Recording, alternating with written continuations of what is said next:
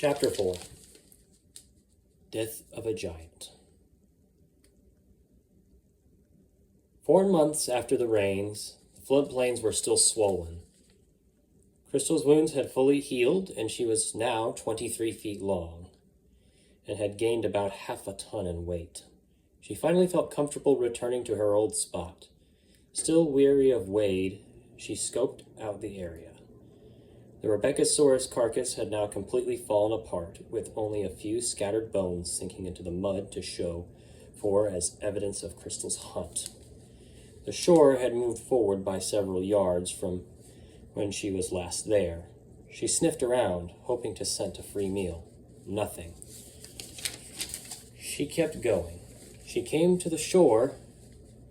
The Elosuchus carcass had been fragmented and scattered as bones only remained as well. She bent down and started to drink, keeping a wary eye out. She did not want to get dragged in again. She jumped when she saw movement and spread her arms and opened her jaws in a threat display. It was only Wade making his way to the water to fish.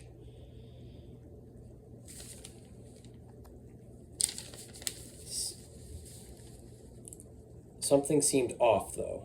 He did not seem right. Then she saw why. The injury he had got from the Anca Priestis had not healed. In fact, it had turned into a swollen and raging infection. Wade limped weakly for a bit, but had to pause for a little while because of the exertion. A nasty fluid oozed from sores at the site of the injury. He also looked almost skeletal, with his ribs plainly visible. He started again, trying to reach the water. However, his leg buckled and gave way as he slumped to the ground. Crystal stared for a while, not sure how to process what happened. Then a switch flipped in her brain.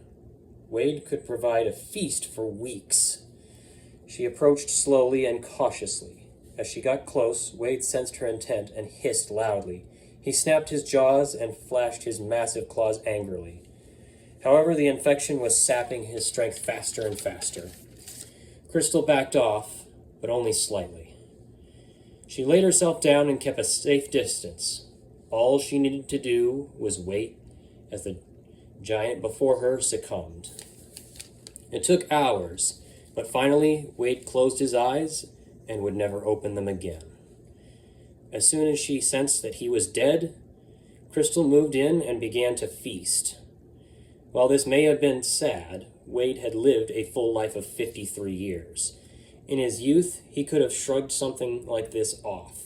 However, in his advanced age, his immune system could not handle it. While tragic, it was simply a part of life, as well as a windfall for Crystal. Her massive teeth sheared off large chunks of flesh as she continued to gorge herself. While her luck seemed to be good, something was about to turn her world upside down. She pulled her bloody snout out of the carcass and turned as she heard 2 rather loud hisses and growls. It was not good. Before her stood 2 Arachidiosaurus. Based on fossil evidence of abelisaurids in the Chem-Chem, this mating pair has been reconstructed from evidence of other abelisaurids. They had incredibly tiny arms that were just nubbins. They also had stocky bodies with a short but robust skull.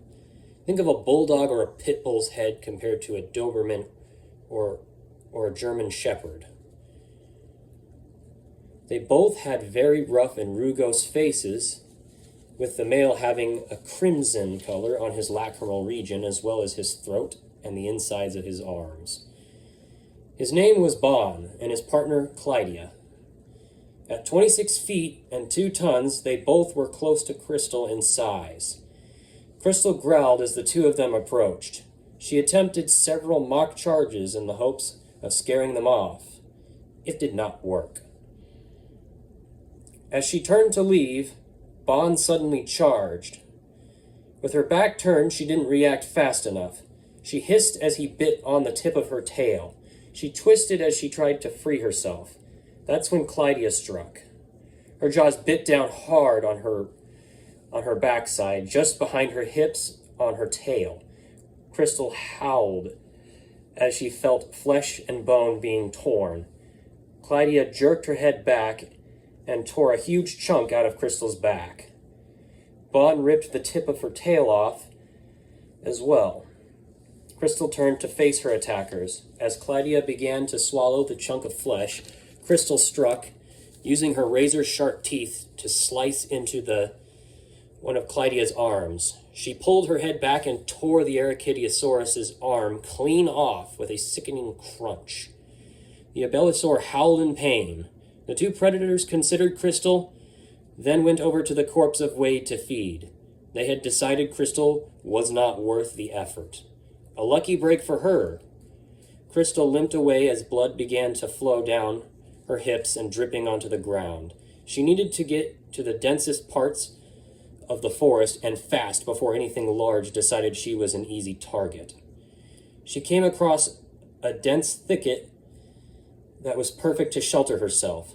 She laid down gingerly, wincing as a burning pain shot through her hips. She turned her head and examined her wound. It was not good.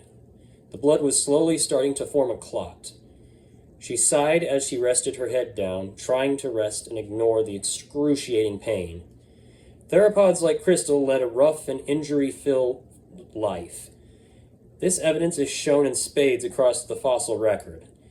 In fact, you would be hard-pressed to find any theropod who reached even teenage stages that didn't have serious injuries on the bones. Still, Crystal sustained heavy damage. If she was unable to hunt, she would likely perish. After a few hours, she finally managed to fall asleep. She awoke a few hours later, and still the pain in her hips had not subsided. She glanced back, and it had finally scabbed over. She tested herself gingerly, hoping to be able to get up. Nope, nope, nope, nope, nope, nope, nope, nope, nope, nope. White-hot pain shot into her hip again, and the scabbing split slightly. She laid her head back down and grunted irritably. She was going to have to be patient if she was going to get through this. She needed to heal. She closed her eyes again and began to nap. Sleep would make this go by much more quickly, after all.